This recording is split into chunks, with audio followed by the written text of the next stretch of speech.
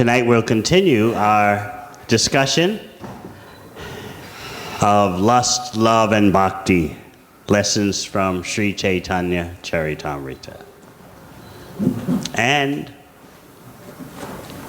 it seems we will continue tomorrow night also.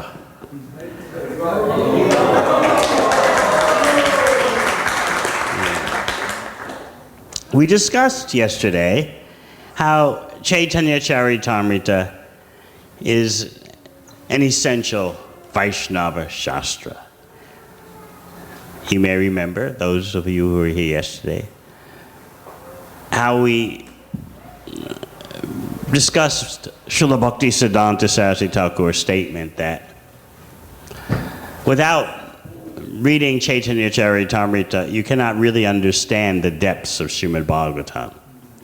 Because Sri Caitanya Mahaprabhu demonstrated the pinnacle, the highest aspiration, the highest execution of Srimad Bhagavatam, which is all about loving Krishna without any other motivation. So motivation plays a very important role in our understanding the difference between lust and love. Krishna's Kaviraj Goswami points out that in one sense you could say they're the same. Just like in one sense you can say that gold and iron are the same. They're both metals. But we all know that there is a vast difference between someone possessing some scrap metal iron and someone possessing pure gold. When things look similar, that similarity can make things easy to understand, or the similarity can make the things difficult to understand. I think we can open today. Let us first consider Sri Krishna himself. Now, if we hear from Bhagavad Gita straight as it is, then what is the difficulty to understand Krishna? The number one authority on Krishna is Krishna. But it's amazing how so many people have difficulty accepting Krishna speaking about himself. And this is very insulting, this is very offensive, this is very impersonal, this is very callous. You can just understand how you would feel as a tiny living entity if you're trying to explain yourself fully, why you do things, who you are, what you are like, and then you are completely disregarded. You would feel very disturbed. Of course, there's no question of Krishna having some kind of wounded material feelings. But in Bhagavad Gita, Krishna expresses his reaction to persons who purposely ignore what he says about himself, and they misunderstand him. He calls them unintelligent. He even calls them fools. Now you might say, well, isn't that a very strong use of words that Krishna has chosen? Just because they don't understand him? But you see, the central purpose of life is to understand Krishna. So if something obstructs humanity's understanding of Krishna, that is the greatest problem. It's not like, well, people don't understand Krishna. Well, so what? It happens. People don't understand me sometimes. So what, you know? One should just be cordial and gentlemanly-like and ladylike and live and let live. So therefore you may be a little alarmed by Krishna declaring very clearly Unintelligent persons think, first I was impersonal, then I became personal. Fools think that I'm an ordinary human being. They don't understand the full extent of my potencies. But once you can understand that understanding Krishna is the make it or break it of life, then everything becomes clear. But if you think, well, someone may or may not understand Krishna, there's so many subjects in this world you may or may not understand, life goes on. No, Krishna's point in Bhagavad Gita is that life does not go on correctly if you don't understand him. And if you do understand him, then what? Janma karma chame divyam evam yo veti tatvata chakra deham punajanma naiti mameti soarjuna. Just by understanding the mystery of Krishna's appearance in this world and his activities, upon your giving up the present body, you don't take another body. This is how crucial is understanding Krishna.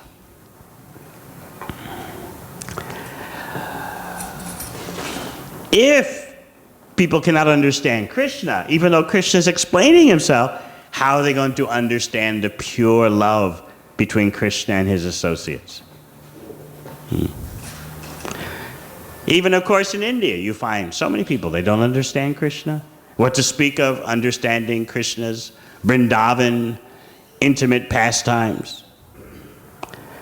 They may casually refer to Krishna as the Hindu forest love god.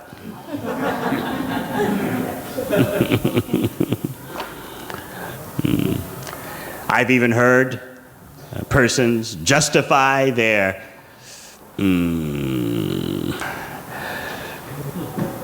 immoral activities by saying, well, Krishna had his affairs, I have my affairs.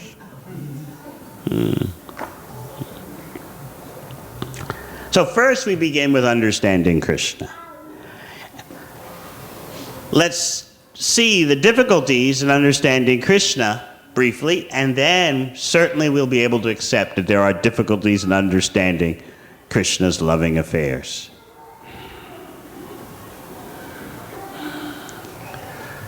As soon as you accept that Krishna is not an ordinary person, then Bhagavad Gita has meaning. If you consider Krishna to be an ordinary person, Bhagavad Gita is useless. It becomes a nice book of moral guidelines and statements that you can accept or reject. It becomes a nice book of political emancipation. So many things it becomes except what Krishna wanted. Now let's consider in the beginning of the 4th chapter of Bhagavad Gita.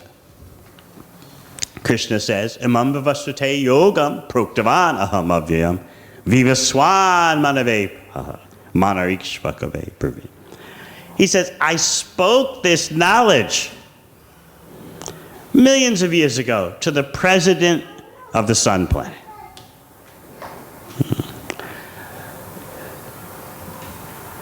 In that brief statement, Krishna is letting you know that if you actually have material knowledge, you should understand that every planet has its president.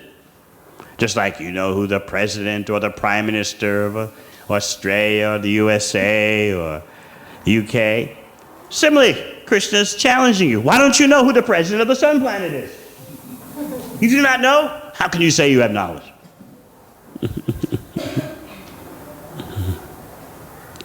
That is the challenge of Bhagavad Gita. Even this material universe you don't understand. So, you should wonder, okay, Krishna spoke to the president of the sun planet. How did he get to the sun planet without his body burning up? Did you ever think about that? So that is a telltale sign. An alarm bell should go off in your head. Okay, there's a president of the sun planet. Krishna spoke to him millions of years ago. How did his body survive being on the sun? So that lets you know that Krishna doesn't have an ordinary body. First, accept from the material perspective that material bodies, as you know of them, cannot survive on the sun planet. You need a different type of body to go to the sun planet and talk to the president of the sun.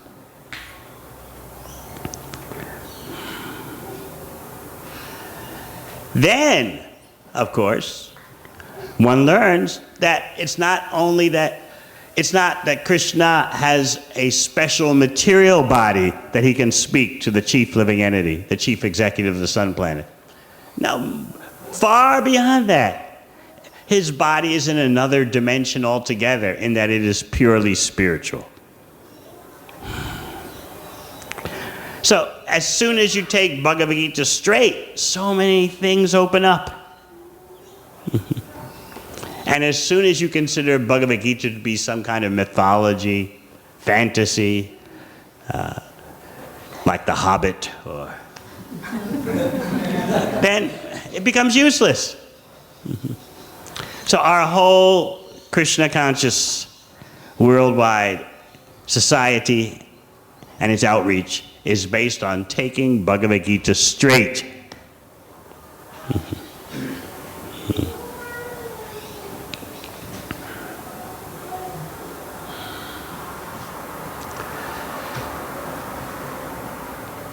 We spoke about how in Bhagavad Gita, Krishna has some choice words for those who refuse to listen to what he says about himself. Avajananti mam hudha. You're a fool if you think I'm an ordinary person, just because I look like a human being. That's what he's saying. In my two-arm form, Swayam Bhagavan, in some ways I resemble a human being. But if you think that I'm just a human being, an ordinary person, you're the greatest fool. So there is some correspondence, some similarity between how I look and how a human being looks. But don't make the mistake of trying to add 1 + 1 = 2. Just stop your brain, stop your intelligence. Put something in your mouth and be quiet.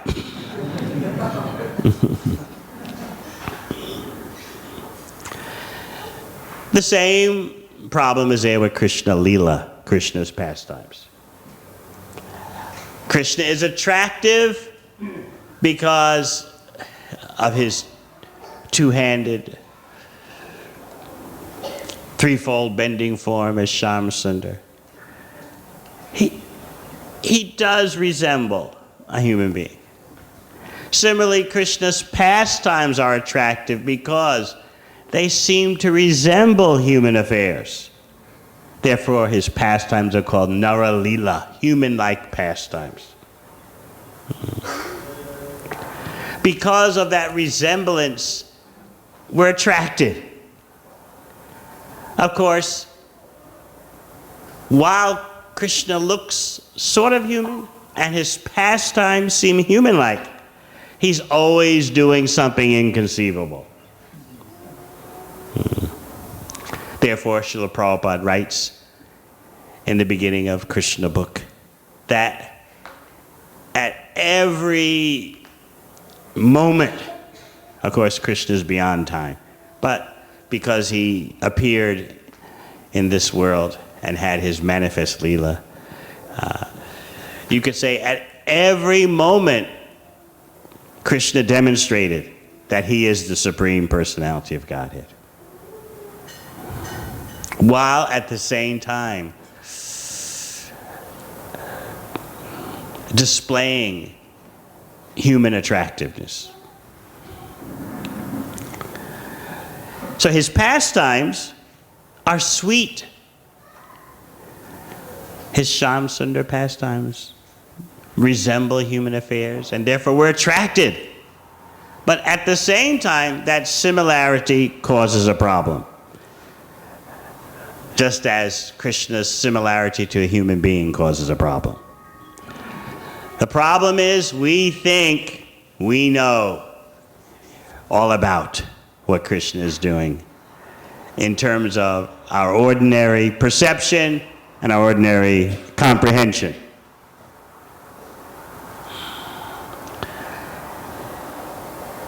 So considering that we are attracted to Krishna's form, yet we have a problem thinking he's ordinary because he looks like a human being. We're attracted to his pastimes, yet we have a problem because those pastimes sort of resemble human affairs. Similarly, we have a problem, Krishnadas Kaviraj Goswami is explaining, we have a problem distinguishing between lust and love. They look similar, but there's a vast difference. So he gives us that example. Iron and gold are both metals. Everyone will agree. But there's a vast difference in their worth. So in this way, Kaviraj Goswami proceeds to teach us what is real love. We'll go over again the verse, this key verse. Prabhupada would often quote it from Adi Lila chapter 4. Atmendriya priti vancha tare balikam Krishnendriya priti ichcha dore prema nam. The desire to gratify one's own senses is kama, lust. But the desire to please the senses of Lord Krishna is prema, love. So yesterday, just briefly reviewing, we discussed how even all kinds of social obligations, social dealings, even good moral material qualities, they're all grouped in the category of lust because they are all based on the desire for personal sense gratification. How to please me. I think I will feel nice if I act in a certain way. Or if I act in a certain way, others will appreciate, and then I'll feel good about that. So lust can be anything from very gross to the most subtle. And we discussed yesterday how even the desire for liberation, freedom from material existence, is also considered lust. So now you may be thinking, well, what is there left to do? Family affairs, social prestige, a sense of personal accomplishment, a sense of personal fulfillment, even morality is all grouped under the category of lust. So what was the key point that allows you to distinguish between lust and love? We discussed yesterday. What is the absolute standard? Who remembers? Krishna's sense gratification. That is the litmus test. That is how you decide what's in the category of lust and what's in the category of love. So, this point is the make it or break it point. And we pointed out yesterday how you'll find this issue in Bhagavad Gita. Arjuna is behaving nobly from an ordinary point of view. He's generous. He's being selfless. He's being full of compassion. But Krishna rejected his characteristics, rejected his proposed course of action, because it was lust. Meaning, it's not in accordance with Krishna's gratification. And this is how our envy starts to well up inside us. And remember during the question period yesterday, some were even asking the question, well, can't there be some middle ground here? Krishna gets some and I get some at the same time. Wouldn't that be nice? In other words, what we are saying is, yes, middle ground, some love and some lust. Why does Krishna have to have everything? Won't we be encouraged to serve Krishna if we have a chance for lust? Won't that make us peaceful so that we can go about thinking of Krishna better? And remember, when we talk about lust, we are not simply talking about gross carnality. We are speaking of, I'll read you again the list: social customs, scriptural injunctions, bodily demands, fruit of action, shyness, patience, bodily pleasures, self-gratification, and the path of varnashram dharma, which is difficult to give up. The gopis have forsaken all these, as well as their own relatives and their punishment and scolding, for the sake of serving Lord Krishna. They render loving service to him for the sake of his enjoyment. So as we become skillful in understanding that Krishna is not an ordinary person, although he resembles a human being, as we become skillful in understanding that Krishna's pastimes are not ordinary, although his pastimes resemble human affairs, similarly, let us become skillful in distinguishing between lust and love. And in this way, we can actually see where bhakti is heading to. Otherwise, we're just a little bewildered or a little sentimental. In the first canto Bhagavatam, you know the famous verse, Savai pumsam paro dharmo yato bhaktir hokshita ahoituki apratiyata yanatma suprasidati. That religion is considered first class, which brings about ecstatic love of God, in which there is no motivation for self-aggrandizement, self-gratification. There's no interruption. Ahoituki apratiyata. You know that when there is a material hetu, material cause, a lust cause, then there must be interruption. That's what interrupts our devotional service. Our devotional service is not constant because material motivations chop it up. How do those material motivations chop up our service? We start thinking, okay, I've done enough for Krishna, now it's time for me. I've given Krishna so much, now it's time for me to get.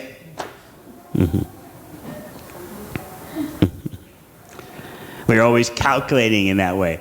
And as we make those calculations, our service becomes interrupted.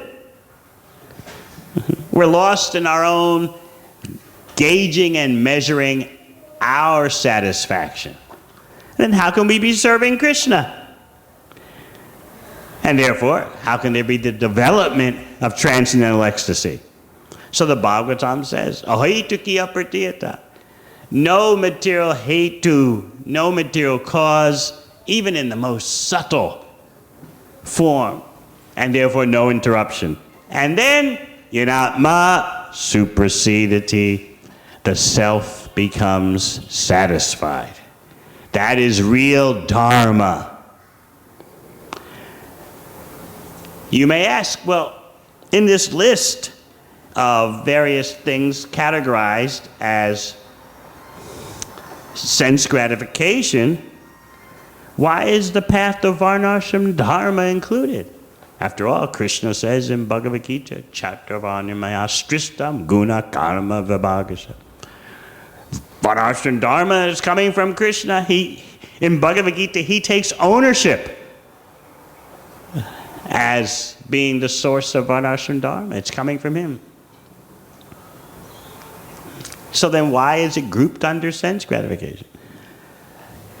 It is so because Varnashram Dharma, although coming from Krishna, it's a material system. Krishna has given the best system for living in the material world. That is Varnashram Dharma. But it is not pure love of Krishna.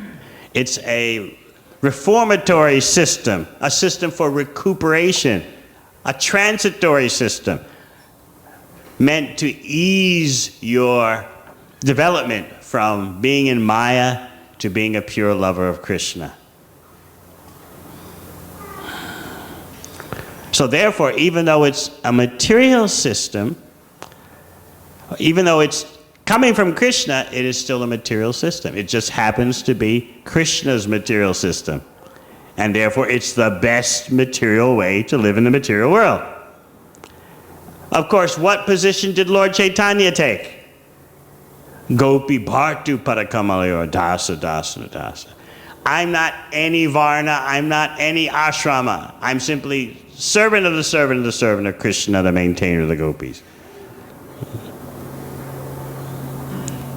Once a devotee asked Srila Prabhupada, when Prabhupada in his last year was saying how if there's one thing he didn't do, he had completed all of his mission, but if there's one thing that still needed to be done, that was establishing Varnashram Dharma.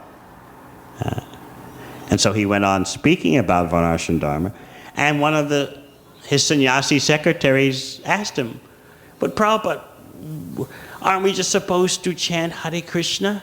Isn't that what Lord Caitanya gave us? And Lord Caitanya said that he's not any Varna, he's not any ashrama.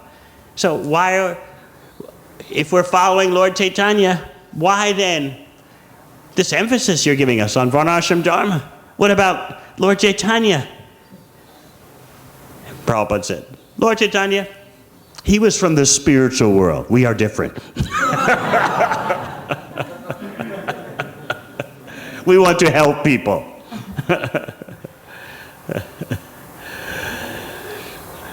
In other words, Srila Prabhupada was impressing upon us that don't think that just because someone's wearing kunti mala, tilak, and has a japa bag around their neck, that doesn't mean they're transcendental.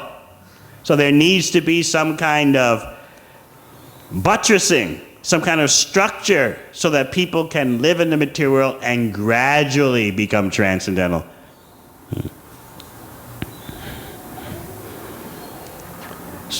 That's the realistic approach. So Srila Prabhupada was recognizing that not everyone is a full-fledged Vaishnava. But still we want to help them. We need to show them how they can have structure to their life, stability to their life while making gradual progress. And that's what the Varnashram system is all about. That's the bridge system. That's Krishna's bridge preaching. It's Varnashram Dharma. So, we are speaking about how even Varnashram Dharma is considered by Caitanya Mahaprabhu to be in the category of sense gratification. This shows you how high the goal of bhakti is.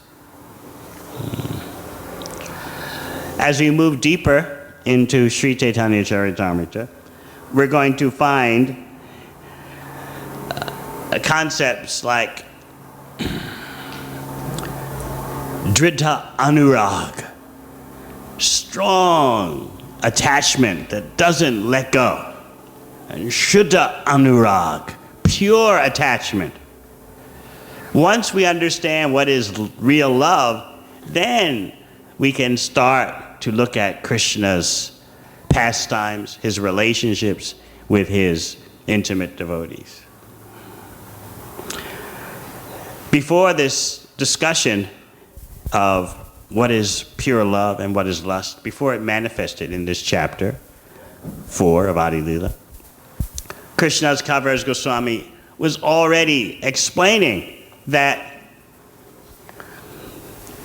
besides propagating Harinam Sankirtan, Lord Caitanya had another purpose that he was executing simultaneously.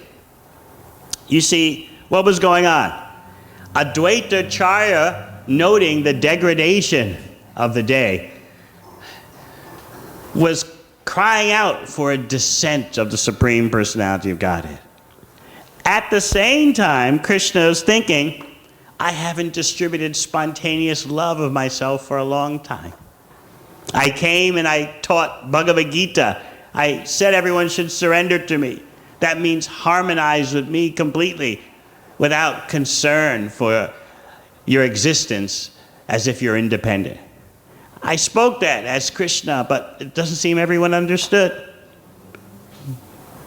So the time is there for me to distribute spontaneous love. Only I, Swayam Bhagavan, the original personality of Godhead, can do that. But in distributing that spontaneous love, there's something I want to taste, which I can't taste as Krishna. I want to taste the spotless love of my devotees. In order to appreciate that spotless love that Krishna wants to taste, he wants to taste that love that his devotees taste. In order to appreciate that, you have to understand the difference between lust and love. What is it that even Krishna himself wants to be a devotee in order to sample? This is the mystery of Sri Caitanya Caritamrta. So as Kaviraj Goswami approaches his presentation of what is lust, what is love, he speaks about Krishna's being overwhelmed by the love of his dearmost devotee, Srimati Radharani. And you find terminology such as Prema Guru. The love of Srimati Radharani is actually the guru of Krishna. So much so that in the forest of Vrindavan, Krishna can be seen dancing from tree to tree. Why? Because he's seeing the image of his dearmost devotee everywhere he turns in the forest. And so in that way, his dearmost devotee is known as the Prem Guru. She is teaching what is love, and Krishna is the student. We also find another interesting terminology. Radha Prema Darpana. The mirror, the love mirror of Krishna's dearest devotee. Krishna's beauty and sweetness, when seen on that mirror of his dearmost devotee's love, that beauty and sweetness of Krishna multiplies. And Krishna is completely fascinated and bewildered by this. Krishna knows that he is the storehouse of unlimited beauty and sweetness. He has no doubts about that. But what mystifies him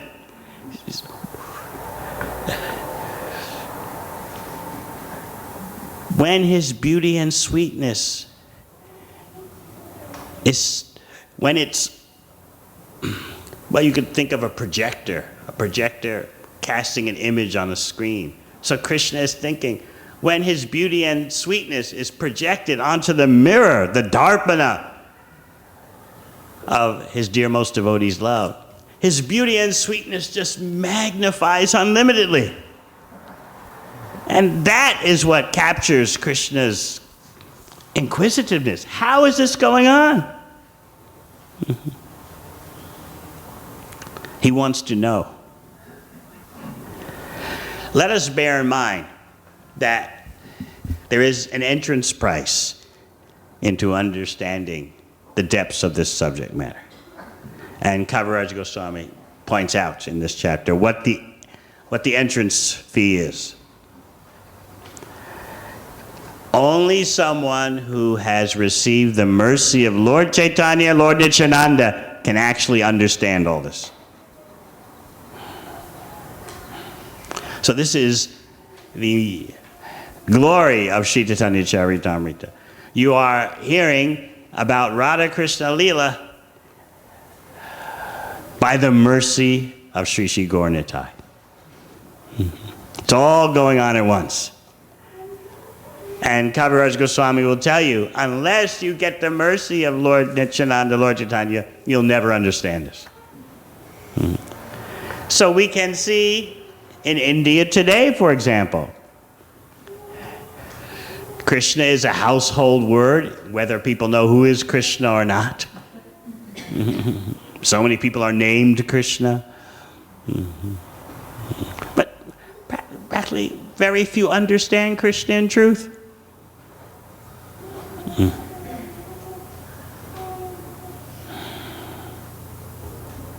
And then you ask in India, who knows anything about Sri Caitanya Mahaprabhu? Very few. Sometimes they even think, oh, he's that Bengali saint. The Bengalis are into him. Say no more.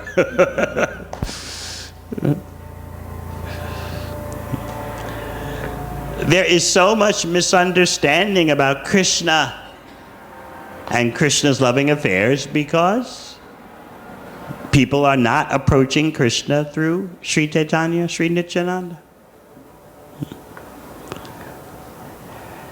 So the glory of Caitanya Caritamrta is that you are approaching Radha and Krishna through the Panchatattva, through Sri Sri Gaur Nitai, by their mercy.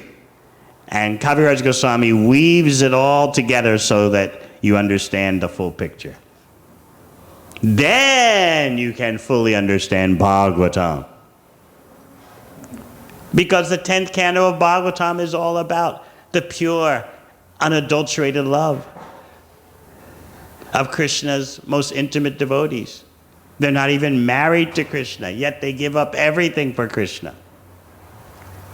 How can we understand that in the dense darkness of Kali Yuga without the mercy of Lord Nityananda, Lord Caitanya? So remember, this discussion began by Kaviraj Goswami pointing out, I'm going to tell you something that can only be known because Swarup Damodar, the most intimate associate of Lord Caitanya, knows it. If someone else knows it, it's because they heard it from him. And then later in this chapter, Kaviraj Goswami is going to just point blank say, look, you're going nowhere in understanding what I'm saying unless you get the mercy of Lord Caitanya, Lord Nityananda. So that is the extraordinary, inconceivable scope of this presentation of just the 4th chapter of Adi Leela. So we talked about concepts like Prem Guru. The love of Krishna's dearest devotee is actually his guru. We talked about the Radha Prem Tarpana, the mirror upon which Krishna's beauty and sweetness is projected, and then Krishna is bewildered by that projection because it just increases. So now we'll discuss the Pita Anurag, the Shuddha Anurag, that strong attachment, that pure attachment. You'll find that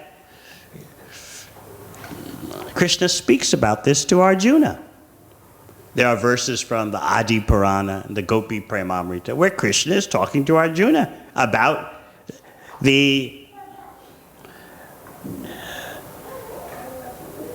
love of his most intimate devotees and how that love cannot be surpassed. He's explaining that to Arjuna.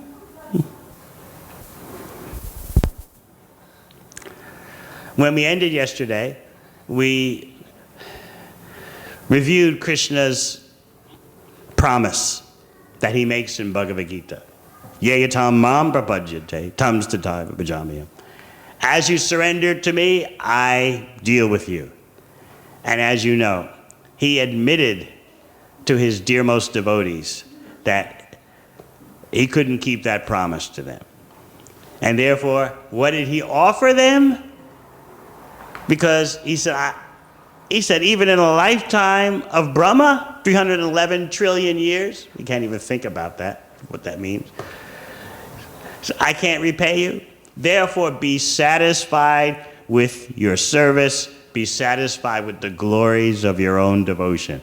I can't do anything more for you than that. So at this point, it seems that this is utter disappointment. And in our tiny ways, doing some tiny service, sometimes we feel like, does Krishna notice? Does Krishna care? What is Krishna going to give me? Is he going to give me enough? So if there's anyone who should feel let down and disappointed, it is Krishna's dearmost devotees. When he tells them, I can't repay you. Just be satisfied with the glories of your bhakti, your devotion. Later you'll find that the gopis will even throw that back at Krishna.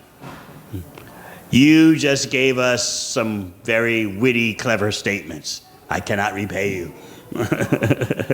But even though they're talking like that, they cannot withdraw their attachment from Krishna.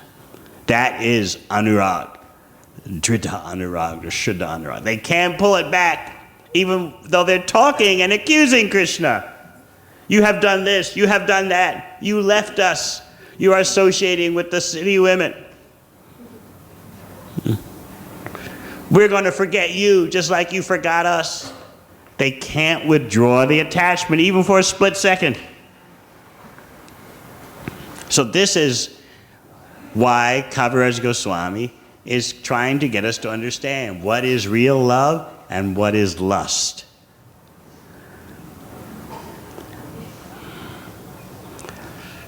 Remember that very esoteric sounding verse we read in the purport yesterday. That when there is ample reason, there's every reason for dissolution of a relationship, yet the dissolution does not take place, then you can say the attachment is pure love. So this is Vrindavan. From the ordinary point of view, everyone in Vrindavan had every right to give up on Krishna. But they did not in the slightest. So this is the fascinating nature of Vrindavan. Everyone has every justification to give up on Krishna. But they never do it. Even they talk about doing it and they never do it. So this kind of love is what bewilders Krishna. He's wondering, what is it? What's going on here? And he comes to the conclusion that his devotees are relishing a bliss far greater than he is relishing. So Kaviraj Goswami is going to analyze the love of Krishna's devotees, because that love of Krishna's devotees has overwhelmed Krishna himself and captivated him, captured his attention because of the purity. So the first thing in that deeper analysis that Kaviraj Goswami is going to focus on is how generally someone increases their own beauty takes care of their body and how they dress just for their own purposes, to feel good that someone is looking at them, to feel like you're the center of attraction, to feel like you have some self-value, self-worth. That's generally the case. Why someone will dress nicely. You want to feel that you are the center of attention. You have self-worth. Men want to feel handsome. Women want to feel pretty. And in that way, you feel good about yourself. Ladies, with the way they dress, with their makeup. Men, they may go to the gym and build some muscles. Because they want to, it is a sense of self-accomplishment and self-value. Just see how I look. Just see how others are looking at me. So, Kaviraj Goswami picks out this phenomenon and shows you how you could think it exists in the gopis dressing themselves, preparing themselves. You could say it's all about ego. They want to be known that they look good. They want to feel good about looking good. I think that's the best way to explain it. They want to feel good about looking good. When they look in the mirror, they want a sense of accomplishment and self-worth. But Kaviraj Goswami is going to focus on that and show you something completely different is going on, something spotless.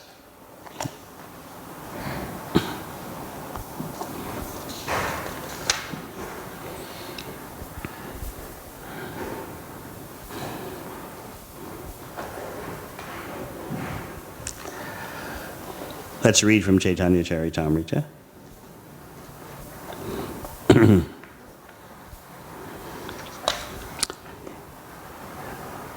The explanation. Now, whatever affection we see the gopis show in their own bodies, know it for certain to be only for the sake of Lord Krishna. Purport. The selfless love of Godhead exhibited by the gopis cannot have any parallel. We should not, therefore, misunderstand the carefulness of the gopis in their personal decoration. The gopis dressed themselves as beautifully as possible just to make Krishna happy by seeing them. They had no ulterior desires. They dedicated their bodies and everything they possessed to the service of Sri Krishna, taking for granted that their bodies were meant for his enjoyment. They dressed themselves on the understanding that Krishna would be happy by seeing and touching them. So again, remember, you're not dealing with anything material. No material bodies, no material emotions, no material world. This is why we need guidance to approach Krishna, to approach Krishna's name, form, qualities, and pastimes, so that we don't make the huge offense of seeing matter and material interaction where there is none.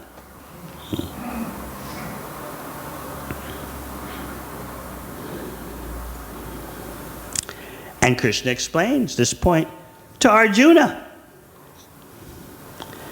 Nijangam apiya gopyo mameti samupasite tabya param name parta niguta prema bhajanam. This is from the Adi Purana. O Arjuna, there are no greater receptacles of deep love for me than the gopis, who cleanse and decorate their bodies because they consider them mine.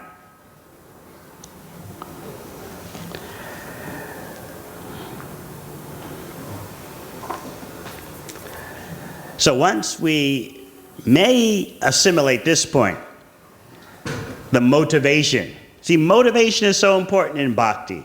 Hetu means the cause or underlying motivation. The general cause, subtly or grossly, in impure bhakti is that, well, the term is called Atma Sukha Dukkha. The Sukha Dukkha, the happiness and distress of myself. In some way, I've got to take that into account. Grossly or subtly. I can't let go of it completely. But when we speak of pure love, we are only talking about Krishna Sukha Hetu. The Hetu, the motivation, the cause is simply Krishna's happiness. That's it. So this is what Kaviraj Goswami is taking the time to explain to us. This is the standard. The reverse of material existence. As you know, in Bhagavad Gita, Krishna explains how the material world is the upside down reflection of the spiritual world. What is it that's upside down? The spiritual world means everything 100% for Krishna's pleasure, and the material world reverses that. Atma Sukha Dukkha. As a conditioned soul, I'm hung up on my own happiness and distress. As a liberated soul, a resident of the spiritual world, I'm simply thinking Krishna Sukha Hetu. The cause, the motivation is simply Krishna's happiness. So this is what makes the difference between the spiritual world and the material world. The hetu, the underlying motivation, the cause. When the cause, the underlying motivation, is simply Krishna's pleasure, Krishna's sense gratification, then we are in the spiritual world.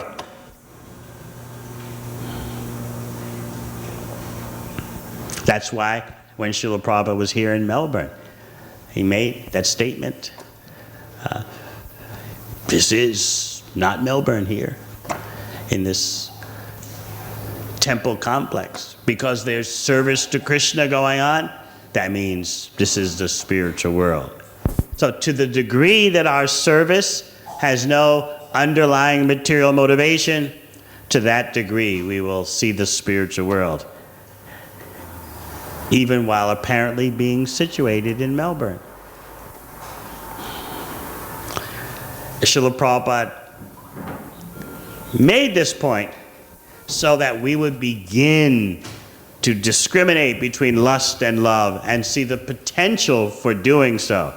If we allow ourselves to understand this distinction, the spiritual world opens up to us. So that is why Prabhupada could travel from temple to temple and say, you're not in New York, you're not in London, you're not in Melbourne, this is the spiritual world. He's seeing the underlying motivation of the devotees and the potential development of that motivation. It wasn't all pure, but at the same time, remember the example of the unripe mango and the ripe mango. If the unripe mango stays in the sun, it will become ripe. It's just a matter of time.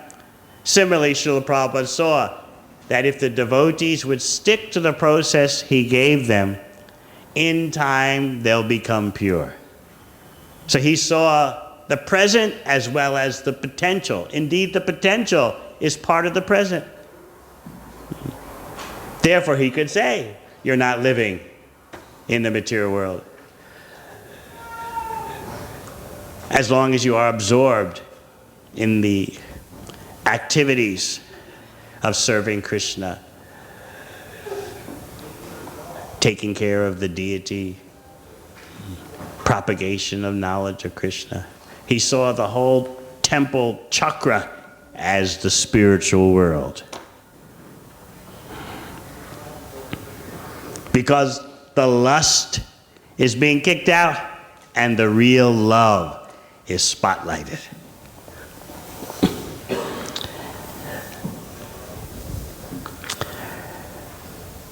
There are two more aspects to pure love that we'll speak about. Just one more tonight, the other one tomorrow. I'll read. There is another wonderful feature of the emotion of the gopis. Its power is beyond the comprehension of intelligence. And just see how Kaviraj Goswami sets you up. He's got you on the edge of your seat. This is going to be beyond the power of the intelligence. He's putting you in your place. You think you know everything. But when you hear this, you'll understand you know nothing. You've already heard about the selflessness of Krishna's dearest devotees.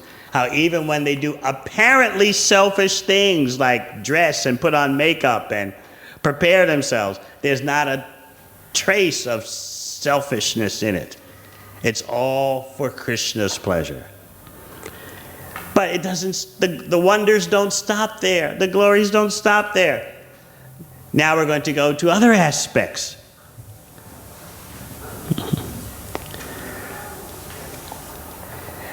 So this final aspect that we're going to discuss tonight is about a paradox. It's like a riddle. Krishna's dearest devotees don't want and are not concerned with their own happiness. We discussed the Atma Sukha Dukkha, the hetu, the cause, the underlying motivation of worrying about your own happiness and distress. That is certainly not the nature of Krishna's dearmost devotees. But even though they had no desire for their own pleasure, something happened. And that's what Kaviraj Goswami wants to point out to you. Because you may have some anxieties. Everything for Krishna, everything for Krishna. What about me? What do we get? I know we're supposed to be selfless. I know we're supposed to be without material motivation, so there'll be no interruption. I know all that, but still, I have to possess something.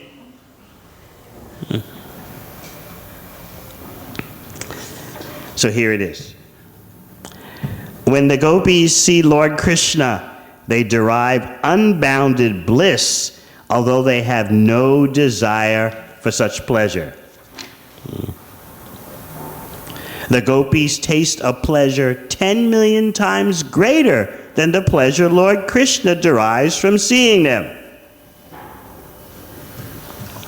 So Prabhupada explains in the purport, the wonderful characteristics of the gopis are beyond imagination. They have no desire for personal satisfaction. Yet when Krishna is happy by seeing them, that happiness of Krishna makes the gopis 1,000,000 times more happy than Krishna himself. Now you see why Caitanya Mahaprabhu has come about. Krishna is thinking, what is this? They're millions of times more happy than I am. What is going on here? Krishna wants to explore bhakti. What is it my devotees are tasting? It's 1,000,000 times better than what I'm tasting.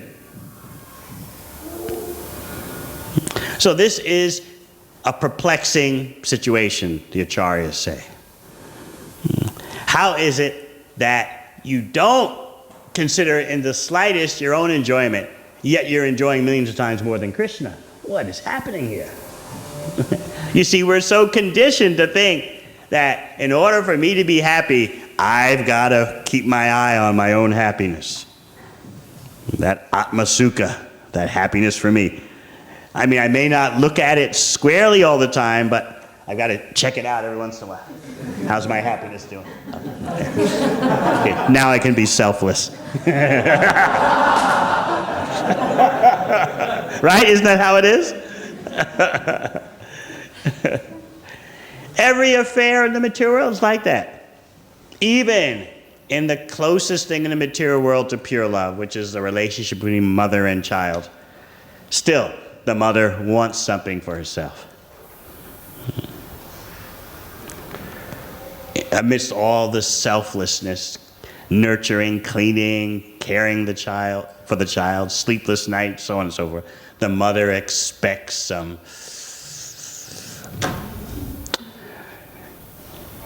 good feeling by pouring her heart into caring for the child.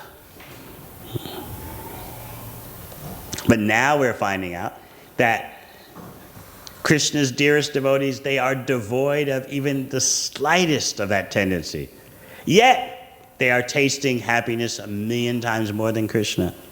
So, just see now how this would catch Krishna's attention and cause him to meditate on the situation. What to do? What's going on here?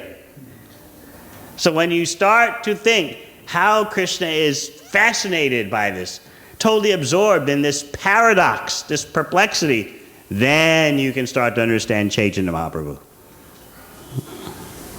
Because Lord Chaitanya is Krishna coming to explore this riddle of what are my devotees doing and tasting. Their happiness is 1,000,000 times more than mine, and I'm the supreme enjoyer. What's going on here? So by Krishna appearing as Chaitanya Mahaprabhu, he keeps his title as the supreme enjoyer intact, because he becomes a devotee.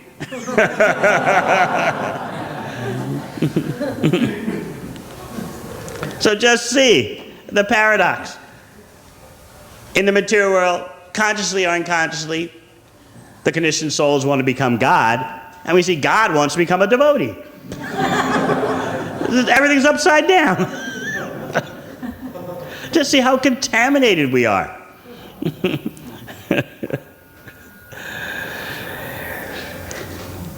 So we're dealing with a contradiction, we're dealing with a perplexity. It's like a riddle. So we'll read. For this contradiction, I see only one solution. The joy of the gopis lies in the joy of their beloved Krishna. What does that mean? We definitely need a purport to understand this. It's amazing how Srila Prabhupada is talking about the most inconceivable, beyond material realities, and he's speaking about it in such plain language. This is a sign of the greatest teacher, someone who can take the most esoteric, inconceivable things and just speak them in simple language. So let's hear that purport about this paradox. The situation of the gopis is perplexing, for although they did not want personal happiness, it was imposed upon them. The solution to this perplexity is that Sri Krishna's sense of happiness is limited by the happiness of the gopis. Devotees at Vrindavan therefore try to serve the gopis, namely Radharani and her associates. If one gains the favor of the gopis, he easily gains the favor of Krishna, because on the recommendation of the gopis, Krishna at once accepts the service of a devotee. Lord Chaitanya, therefore, wanted to please the gopis instead of Krishna, but his contemporaries misunderstood him, and for this reason, Lord Chaitanya renounced the order of householder life and became a sannyasi. You know what happened. Lord Chaitanya was teaching Sanskrit to his students as Nimai Pandit in Navadvip. And he would explain everything, all the Sanskrit grammar in terms of Krishna, Krishna, Krishna. So he was the most famous Pandit of Navadvip. But his students became astonished that they saw him chanting, Gopi, Gopi, Gopi. And so they questioned, what is this? What is this? Why are you chanting that? So Lord Caitanya became angry, and he began to pursue them with a stick. And then all the young students organized like a coalition to protest. Who is this Nimai Pandit? We are great students of Navadvip, Brahmanas, and he dares to chase after us with a stick. This is a great offense he's done to us. So when Lord Caitanya saw how agitated they had become, what did he do?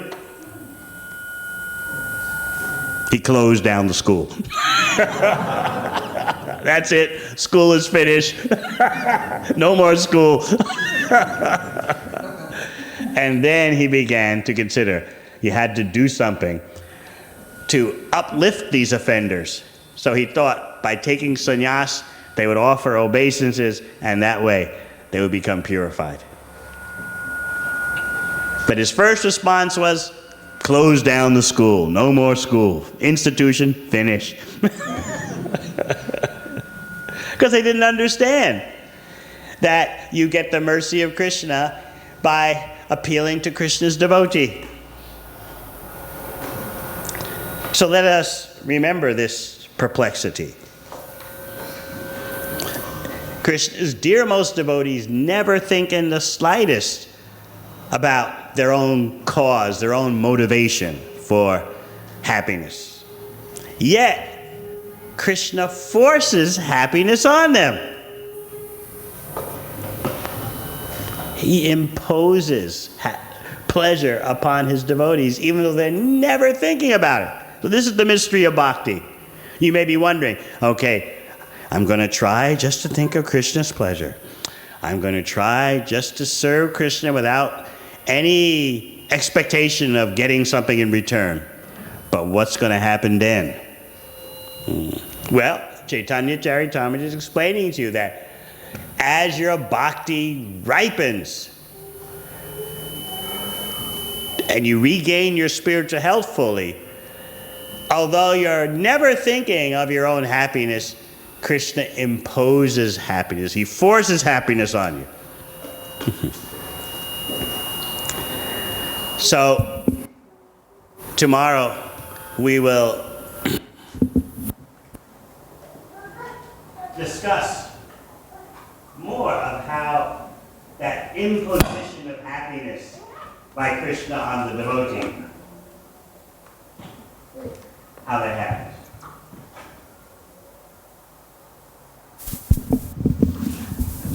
Please keep this picture in your mind of Krishna forcing happiness on his devotee.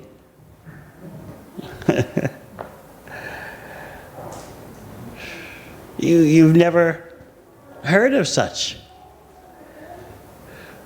You're not concerned with your own well-being in the slightest. Meanwhile, Krishna is forcing more happiness upon you than he himself tastes.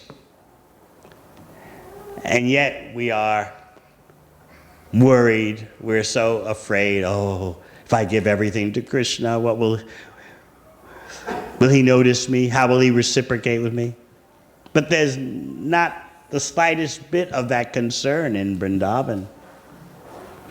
And in fact, we see what's actually going on. Krishna is forcing pleasure upon his devotees, although they never think about getting it. And in that way, they're enjoying millions of times more than Krishna. So much so that Krishna decides he'll be a devotee. Meanwhile, what's going on as Krishna's thinking? I need to become a devotee. There's something here that's beyond my capacity to taste in the position of the supreme enjoyer. I need to become the enjoyed, the predominated. Meanwhile, what's going on? Advaita-acharya is making his prayers. Time for the Yuga Dharma. Time to deliver the suffering people of Kali Yuga. So these two realities collided at the same time.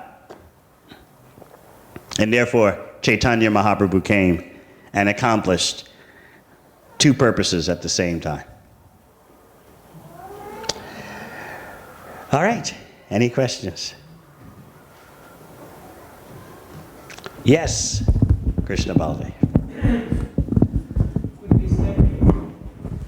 Could you say that Krishna is more attached and more self-motivated than the gopis, because the gopis have no desire, no motivation to experience any happiness in return from their service to Krishna. But Krishna wants to taste the happiness of the gopis, is attached to that. Could you say Krishna is more attached, more motivated than the gopis? But Krishna will tell you, his heart is the love of his dearmost devotees. That's his core.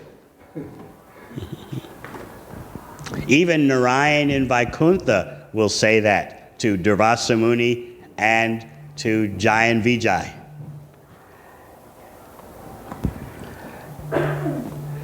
When Narayan is speaking to Jai, Vijay, and the four Kumaras, he says, because the four Kumaras are thinking, we'll discuss that too. Well, we can say it now. The four Kumaras are thinking, we've cursed Jai and Vijay, we are offenders. And Narayan is presenting himself to the four Kumaras that I am an offender because these doormen, they work for me. So actually, I'm the offender. And let me explain to you that for my devotees, I will even cut off one of my arms. And then Narayan explained to Durvasa Muni, my heart is my devotees. I don't know anything but them. They don't know anything but me. They are myself. So this is how intensely intertwined, irrevocably, Krishna and his devotees are. So actually, Krishna's motivation is always his devotees. Therefore, we say, Prem Guru Radha. She is actually teaching Krishna about praying. Krishna is dancing to her indication. He allows himself to be overwhelmed like that.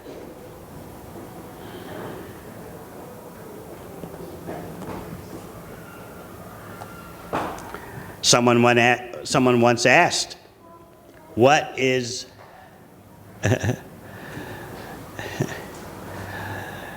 actually, it was one of your god sisters. She told me she had a dream and she was saying to His Holiness Tamal Krishna Maharaj, what is in the heart of Chaitanya Mahaprabhu? And in her dream, His Holiness Tamal Krishna Maharaj told her, ask Devamrita Swami. I know.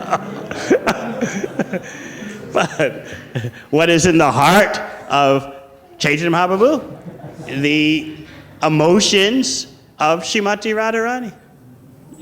That's showing you what is Krishna's core reality. His devotees. It's such a core reality for Krishna that he decides, I've got to be a devotee.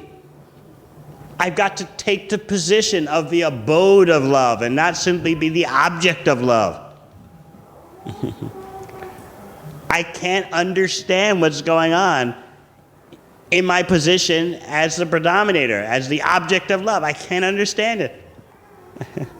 And understanding my devotees is my everything. Therefore, I have to be Chaitanya Mahaprabhu and take the emotions of my dearmost devotee and allow my darkest blue color to be overwhelmed by her golden color.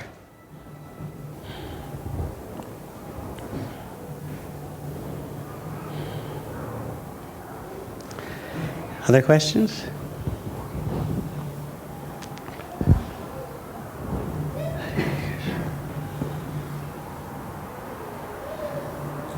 Yes.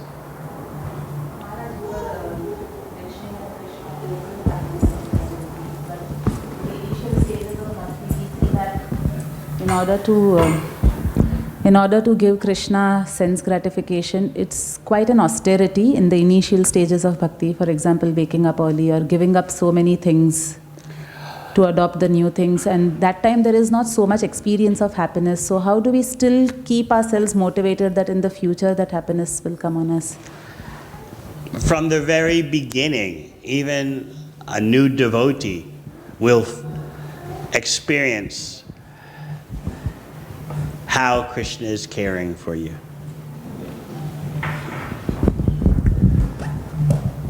From the very beginning, you'll feel that you're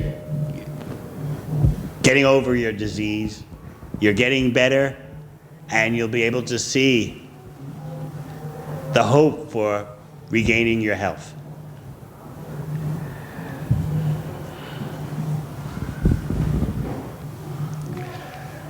Just like, for example, when you have the flu or a bad cold, and you finally start to begin to get over it, you know, I'm getting a little better now. I can look ahead and know that gradually my health is going to return. So you become happy once you know that the disease is starting to pass. You start to feel the symptoms of health.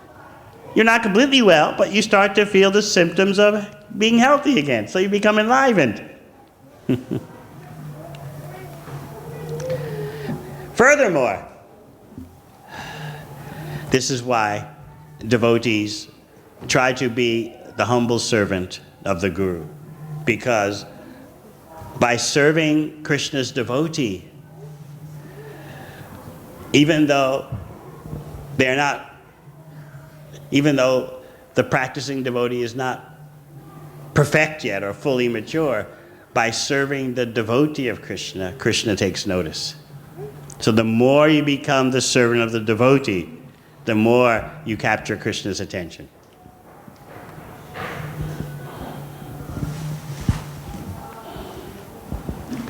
Therefore, our goal is how to serve the devotee. That's why Lord Caitanya was chanting Gopi Gopi. He's showing, I want to be the servant of Krishna's servant. But his students didn't understand. What are you chanting that for? So, Lord Chaitanya closed the school down. You don't know. What is the use of this institution? Forget it. The more that you invest your heart and intelligence in serving the devotee, the more, even in your neophyte stage, you can understand the glories of bhakti.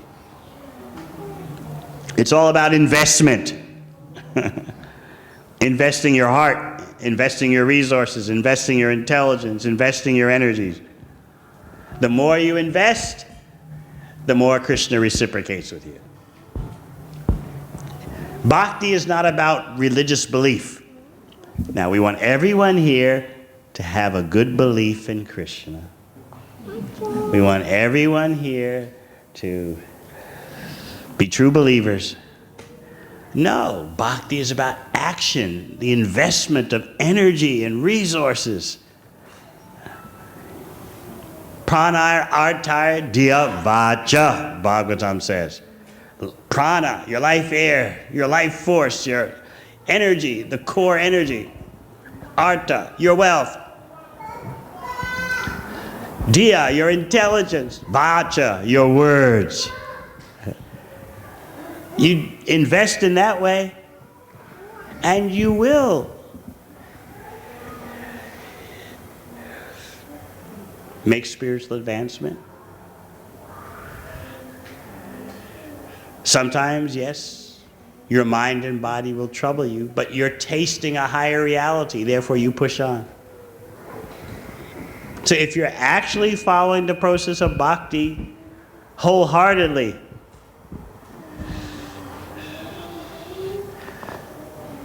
you'll be happy. You can see you're getting better. That's why Bhaktivedanta Thakur says that for a mature devotee, he or she realizes that whatever pains and troubles apparently they went through in serving Krishna, that is their greatest bliss. In other words, they were a chance to sacrifice for the beloved.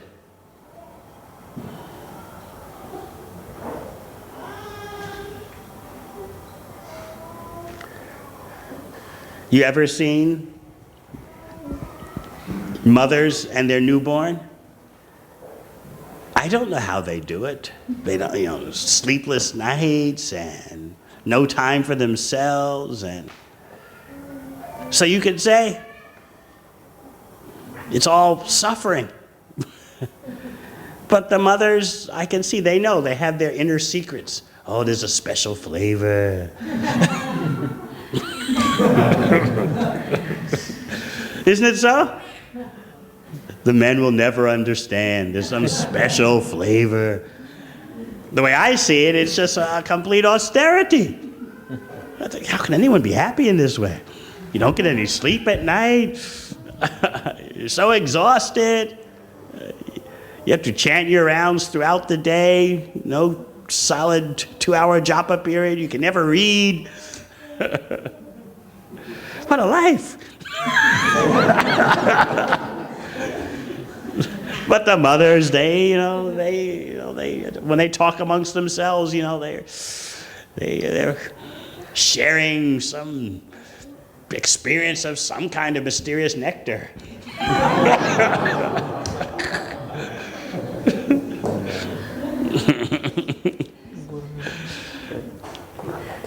So if that can be the case in such a worldly thing, certainly it can be so in bhakti. So bhakti may look like it's all hard yards. How do they say in Australia? The hard yakka. It may look like that, but there's a taste that even the neophyte can taste. So guidance is required to help the neophyte to see that.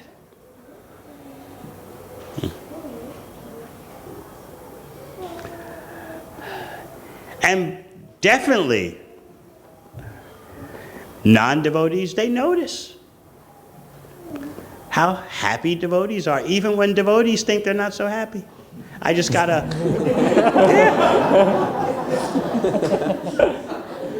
a message today from, many of you know her, Madhuryamrita Mataji.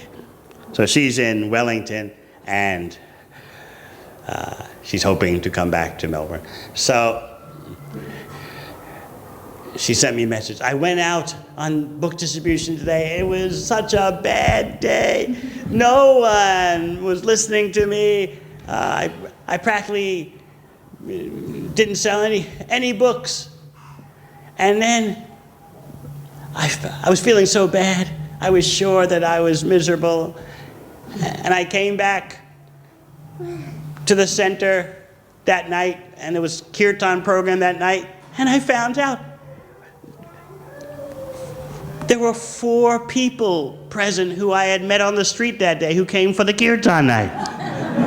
And so here she is saying, I'm miserable, it's not working out, no one is stopping, everything is negative. Meanwhile, Krishna is making his arrangements. 4 people, she met 4 people on the street who came that night for Kirtan. And she's thinking, misery and frustration, and I'm not happy, and what's going on? And but 4 people were impressed enough to come for Kirtan night. 4, from one day. I remember, maybe, what was it, about 20 years ago, I had something on my mind, some big perplexity in devotional service. And it was really consuming me. So I was worried about it day and night. It was a major issue. And it was exhausting me very much. This was 20 years ago. 20 years? Yeah, 20 years ago. And I remember I had to go to one shop to get something. And so I was totally absorbed in, oh, what to do, what not to do, oh, Krishna, this is so perplexing. And I walked into the shop, and I walked up to the shopkeeper, and the first thing the shopkeeper says to me is, "You look really blissful. What are you going on a holiday?"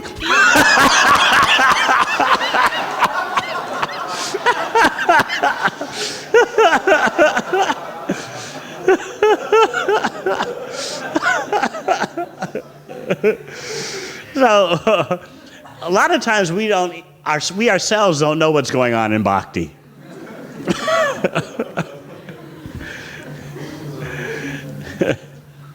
I remember as a young Sankirtan devotee 40 years ago, I had very low scores, some days doing next to nothing, although I would go out all day, morning to night, 7 days a week. And I was just sure that I was a failure, and I was just going to do this austerity because Srila Prabhupada wanted it, but otherwise, I was very grueling, and I looked around at my god brothers, god sisters. They seemed like they were so happy doing book distribution. They were selling much more books than me. But what I didn't pay attention to what was going on was that although my book scores for a while, for 2 years, were very low to nothing, I met so many people on the street who became devotees, who are still devotees today. But I wasn't noticing that. I was just fixed on my imperfect conceptions. Oh, I'm useless. Krishna's not using me. My scores are so low. Meanwhile, so many persons I met on the street became devotees, but I wasn't paying attention to that. And I assumed that I was miserable and all the other Sankirtan devotees were in ecstasy. And then when I meet my god brothers and god sisters of those 40 years ago, and we talk about those days, they all tell me, they say, "You know, we couldn't figure it out. You didn't sell any books, but you look so blissful."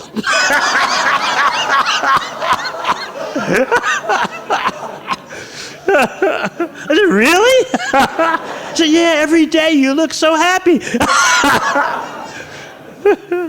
So we don't really understand, bhakti, the depths of what's going on.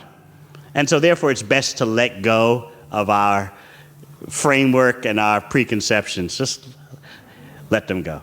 And that's easy to do once we become concerned about the Krishna Sukha Hetu. The underlying motivation is Krishna's happiness. The absolute standard is Krishna's sense gratification. The more we think about that, the more we start to understand what is bhakti. And as long as there's the Atma Sukha Dukkha Hetu, the underlying motivation is my own concern for happiness and distress, everything is murky, everything becomes confusing.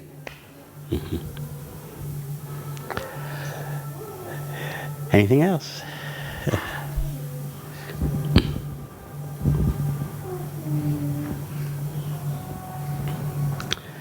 Hare Krishna. Thank you very much. Hare Krishna.